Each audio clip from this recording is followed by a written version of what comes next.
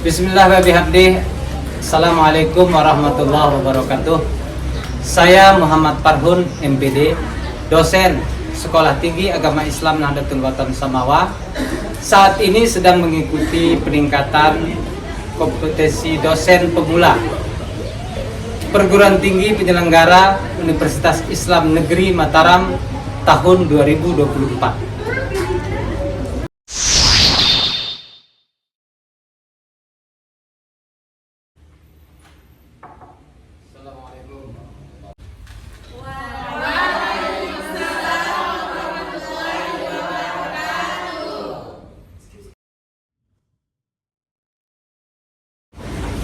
Bismillahirrahmanirrahim. Assalamualaikum warahmatullahi wabarakatuh. Waalaikumsalam warahmatullahi wabarakatuh. Alhamdulillahirabbil alamin wa bihi nasta'in ala umuri dunya waddin. Wassalatu wassalamu ala asyrafil anbiya'i wal mursalin sayyidina wa maulana Muhammadin wa ala alihi washabihi ajmain. Adik-adik mahasiswa semester 4 yang saya cintai dan banggakan, sekarang kita akan memasuki materi tentang pentingnya ilmu dalam Islam. Sehat semua? Alhamdulillah sehat. Ya, siapa tahu ada yang tidak sehat, berarti kita absen dulu. Agis Syekul Mubahri, Izin Pak. Andri Binata, Izin Pak. Arif Hidayat, Ada Pak. Arya Sena, Izin Pak. Ayu Sukmayati, Hadir Pak. Baik Aulia Handayani, Hadir. Fitratus Sania, Izin Pak. Hendrawan Syah, Ada. Nabila. Hadir Pak. Hadir. Ya, alhamdulillah semuanya masih diberikan kesehatan. Baik.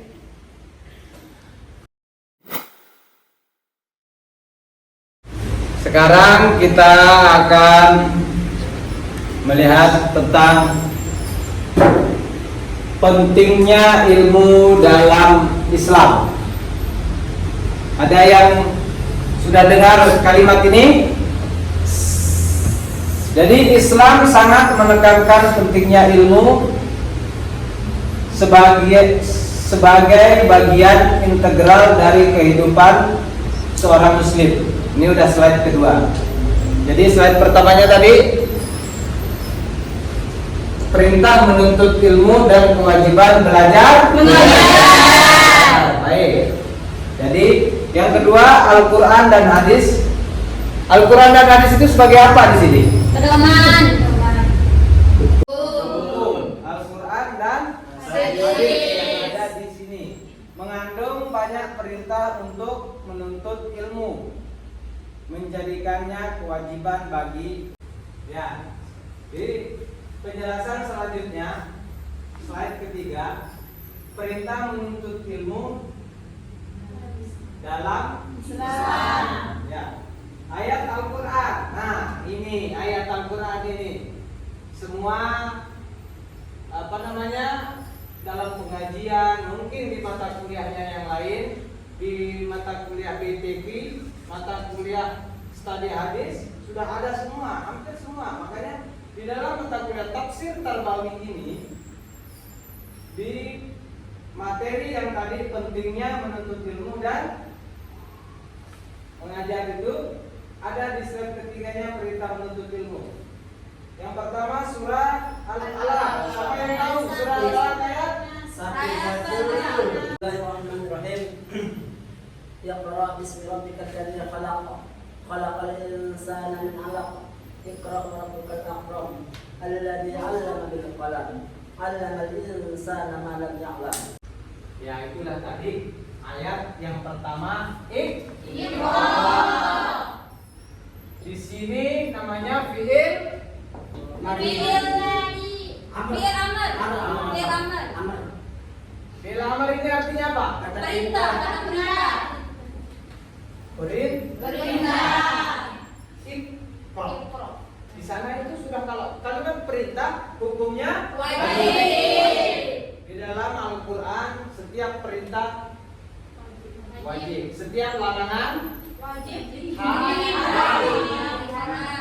kalau perintah hukumnya Wajib. Saya yakin di sini semua calon-calon ustaz. Amin. Amin. Perempuan calon-calon ustaz. Ustaz. Amin. Karena kalian ini pendidikan agama Islam, jangan sampai ada yang tidak bisa ngaji.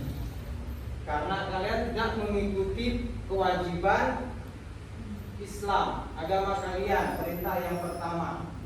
Nah, surah Az-Zumar. Siapa yang tahu? Saya Pak. Ya. A'udzu billahi minasyaitonir rajim. Bismillahirrahmanirrahim.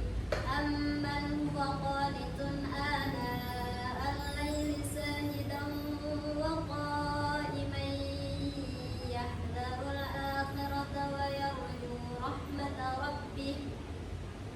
Qul hal yastawi alladhina ya'lamuna wal ladhina la ya'lamun. Innama yatadhakkaru ulul albab. Shadaqallahul azim. Nah, siapa yang bisa menerjemahkan ayat tersebut? Saya Pak. Ya, silakan. Artinya, apakah orang musyrik yang lebih beruntung ataukah orang yang beribadah pada waktu malam dalam keadaan bersujud, berdiri, takut pada azab akhirat, dan mengharapkan rahmat Tuhannya? Katakanlah, Nabi Muhammad, apakah sama orang-orang yang mengetahui hak-hak Allah dengan orang-orang yang tidak mengetahui hak-hak Allah? Sesungguhnya hanya ulul albab, orang yang berakal sehat yang dapat menerima pelajaran. Ya, tepuk tangan untuk Oke. Jadi sumber hukum agama kita, agama Islam itu di sini yang pertama Al-Quran. Yang jelas bahwa kita itu diperintahkan dalam Al-Quran untuk menuntut ilmu. Quran surah Al-Alaq 1 sampai 5. Terus Quran surah Az-Zumar. Sumber hukum agama kita yang kedua adalah hadis Nabi Muhammad SAW. Saya tanya lagi sekarang, ada yang tahu hadis yang dijelaskan dari menuntut ilmu itu wajib bagi setiap muslim? Hadis riwayat Ibnu Majah. Ya. Siapa yang tahu? Saya Pak. Ya, silakan.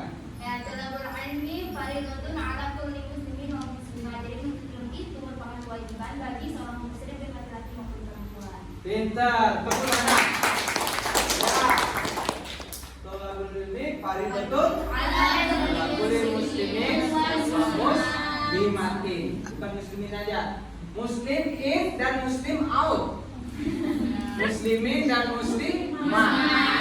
Just kidding. Oke. Yang kedua,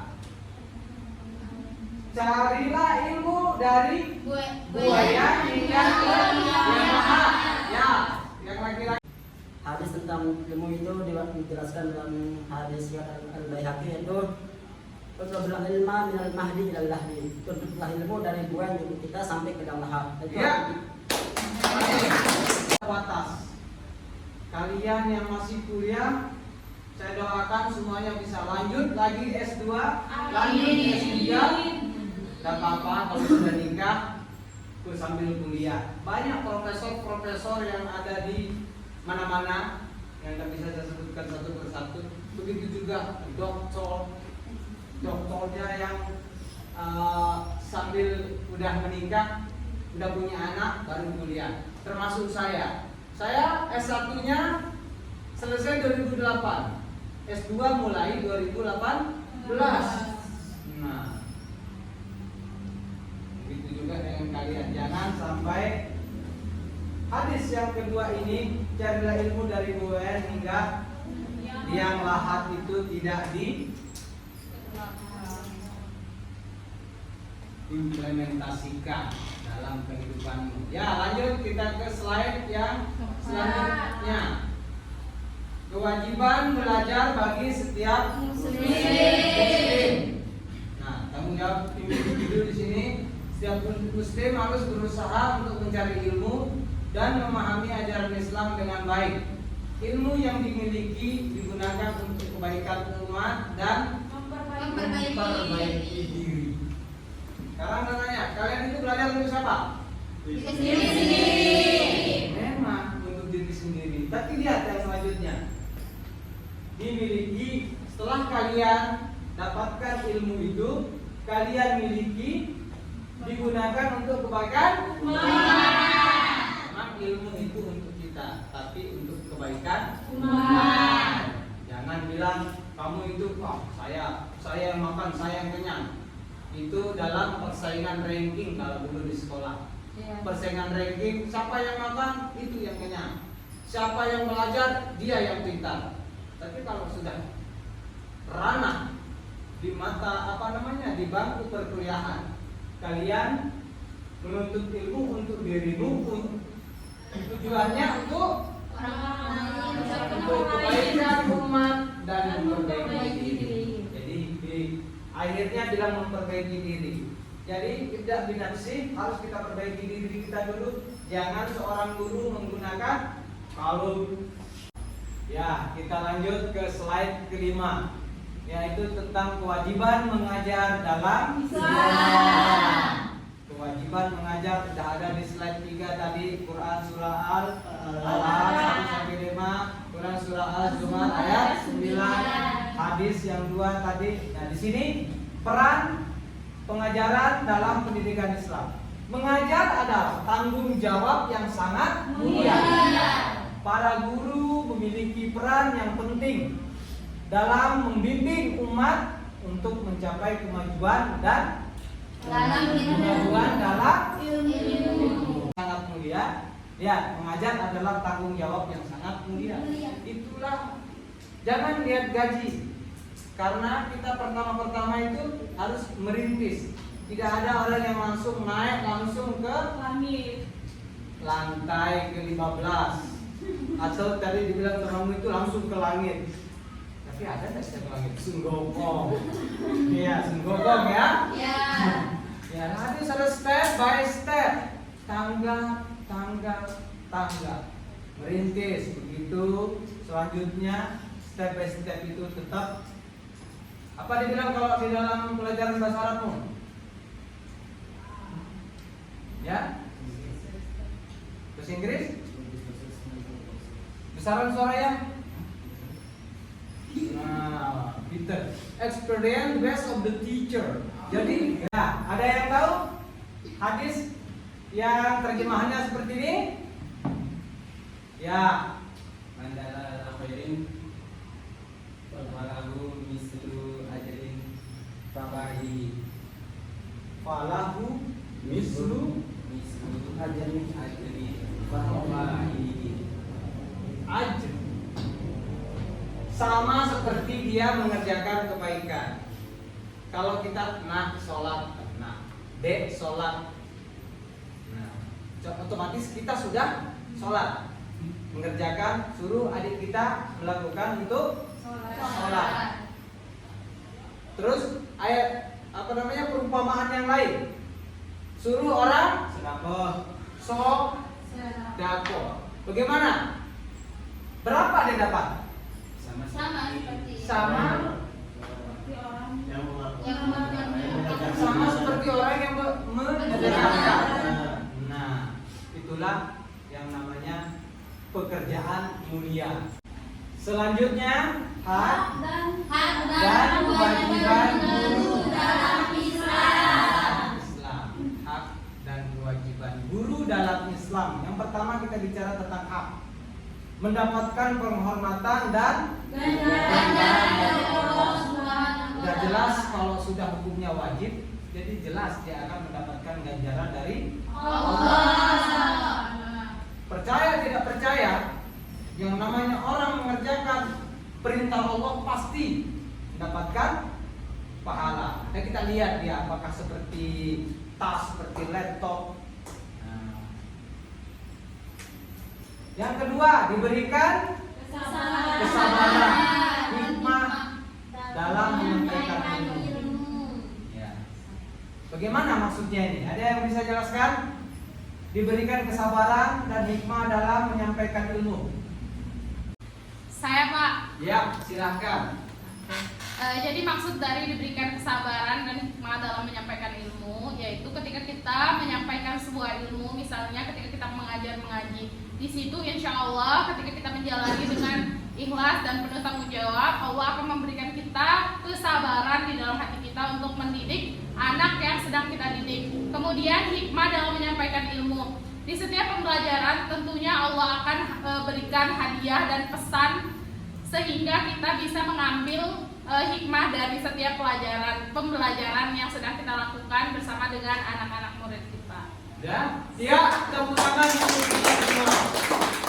Ya, itu tadi jawaban dari temanmu. Tapi kalau kita bisa tambahkan, diberikan kesabaran. Yang ketiga di sini hak guru itu hak. Jangan munafik, hak kita itu mendapatkan upah. Nah, iya, karena saya dari 2000 berapa itu ada yang saya ajar privat. Ini hak saya ini. Ditanya berapa gaji, maunya gaji, terserah Bapak. Tapi dia tidak mungkin kasih kita di bawah. Iya, kalau kita masuk 3 hari dikasih 500. Malahan ada yang 1 malam saya ngajar dikasih 200. Ya, karena beda-beda orang. Ada yang lihat kita itu sangat membutuhkan, ada yang sedikit membutuhkan, ada yang asal membutuhkan. Nah, bagaimana kalau dia sangat membutuhkan? Anak saya besok ini mau pergi tes ke sekolah bla bla bla bla. Bagaimana? Targetnya berapa yang Bapak bisa? Saya bilang 2 malam. Makanya 1 malam saya dikasih 200. Itu adalah hak yang tidak saya masukkan dalam PowerPoint ini. Selanjutnya kewajiban guru. Jelas kita harus menyampaikan ilmu. Kita menjadi guru agama, menjadi guru apa saja, menyampaikan ilmu dengan penuh amanah. Amanah dari siapa? Allah. Lihat yang diajarkan oleh Rasulullah. Bagaimana? Yang diajarkan oleh Rasulullah itu sudah menjadi amanah. Kan tadi dari Allah dan Rasul. Amanah untuk menuntut ilmu. Lebih-lebih lagi hadis banyak betul. Sampai ada yang bukan hadis, utlubul ilma walau bisin. Bisa kita rubah lagi, utlubul ilma walau bisumbawa. Ya, bi itu dalam bahasa Arab diartikan di, menunjukkan kota. Ya. Udah diajarkan sama dosen bahasa Arabnya nanti semuanya. Selanjutnya mendidik akhlak dan adab murid. Karena di atas ilmu itu ada namanya ilmu. Di atasnya lagi namanya adab. Tapi saya yakin kalau dia sudah awalnya sudah beradab, walaupun dia akan menjadi apa saja, tetap kembali kepada awalnya ini, yaitu menjadi orang yang beradab. Nah, lanjut. Memastikan ilmu yang diberikan bermanfaat. Ilmu yang digarisbawahi bermanfaat dan tidak disalahgunakan. Jadi jangan kita asal-asal ajaran orang. Kita mau ajarin dia menjadi orang yang bermanfaat. Jangan coba kamu pergi ambilin kita mangga itu. Tidak apa-apa sih 1 kali gitu. Nah, jangan sampai seperti itu. Kalau ada yang memerintahkan harus yang bermanfaat. Contoh yang bermanfaat seperti apa? Merintahkan untuk tidak meninggalkan sholat. Ilmu yang diberikan. Kita kasih tahu orang itu yang bermanfaat seperti sholat, Puasa. dan hal-hal positif.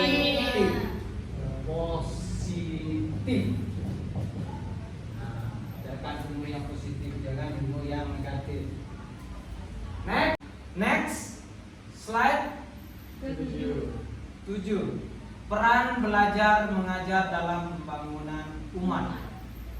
Ya, pengaruh positif ilmu terhadap umat. Meningkatkan kualitas kehidupan umat Islam, meningkatkan kualitas. Bagaimana? Kualitasnya itu harus lebih bagus dari tahun ke tahun, dari tahun sebelumnya, tahun ke depan. Ya. Slide terakhir yaitu kesimpulan. Menuntut ilmu adalah kewajiban bagi setiap muslim, baik dalam aspek agama maupun kehidupan dunia. Bisa dibilang kewajiban menuntut ilmu itu adalah bagi seluruh rakyat Indonesia, baik dia Islam, Kristen,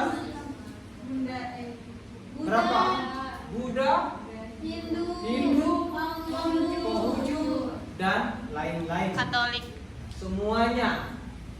Yang mengajar juga merupakan tanggung jawab yang mulia yang membawa pahala bagi pengajarnya. Pahala, udah jelas, tadi udah dijelaskan. Keduanya belajar dan mengajar harus dilaksanakan dengan penuh amanah dan ikhlas demi kebaikan umat bangsa. Slide terakhir, terima. Ya, mungkin di penutup sebelum kita tutup mata kuliah ini, ada yang bertanya? Ada yang belum jelas atau bagaimana? Ya. Saya Pak, mungkin Pak bisa jelaskan lagi mengenai apa sih yang dimaksud tuntutlah ilmu dari buaya sampai akhir hayat itu? Apa sih yang dimaksud dengan itu? Oke. Ya. Maksud dari Menuntut ilmu. Buayan ini larinya ke ibu. Buayan itu ada yang tahu? Buayan itu apa? Gendongan ibu, Yang pertama gendongan, terus susuan ibu, pendidikan ibu, karena itu adalah kalau ibu baca sepuluh tetap dalam pendidikan ibu. Yang ketiga, ada yang tahu? Pengawasan. Pengawasan. Ya, ini semua adalah yang namanya buaya. Kalau yang lahat saya yakin, nggak perlu kita tulis, sudah ngerti semua. Kenapa pentingnya ilmu dari buayan sesuai dengan hadis? Sesuai pertanyaan temanmu, maksudnya dari buayan. Jadi kita menuntut ilmu itu bukan dari kalian SD, dari kelas 1 SD umur 6 tahun atau umur 7 tahun, tapi dari buayan, dari kalian masih kecil sekali. Malahan dalam hadis lain itu ada yang bilang dari dalam perut sudah diberikan pendidikan. Makanya pendidikan yang pertama adalah dari Ibu. Pendidikan guru yang pertama adalah Ibu. Sampai dia tidak makan ini karena tidak mau anaknya nanti Kenapa? begitu. Dia tidak berani makan yang haram dan yang halal, maksudnya bukan makan paku. Iya. Itu rahim itu biar mamamu makan paku tidak apa-apa anaknya. Lanjut. Dari buayan sampai ke liang lahat. Liang lahat. Di sini kita tarik kesimpulan bahwa menuntut ilmu itu wajib bagi semua manusia. Bayangkan sampai ke liang lahat, dari kamu masih dibuai, dinyanyikan, diawasi, dan diberikan pendidikan oleh seorang ibu sampai ke liang lahat. Kalau tidak mati, hukum menuntut ilmu itu masih pada diri kita. Semua masih hidup di sini? Masih. Alhamdulillah. Jadi semuanya masih wajib. Ada lagi yang lain? Tidak ada, Kak. Ya, karena sudah jelas semua dan tidak ada yang ditanyakan. Marilah kita tutup mata kuliah ini dengan sama-sama berdoa kepada Allah untuk ibu bapak kita.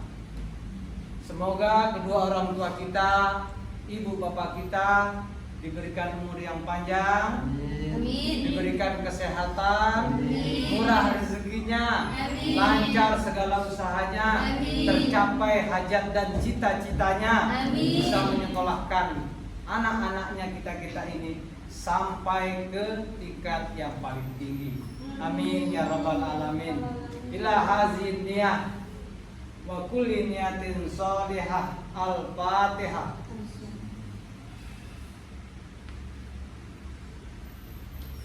Kita tutup dengan membaca doa kifaratul majelis. Subhanallahumma wa bihamdika asyhadu an la ilaha illa anta astaghfiruka wa atubu ilaik. Wabillahi taufiq wal hidayah, wallahu muwaffiq wal hadi ila sabilir rasyad, ila aqwamit thoriq. Assalamualaikum warahmatullahi wabarakatuh. Waalaikumsalam.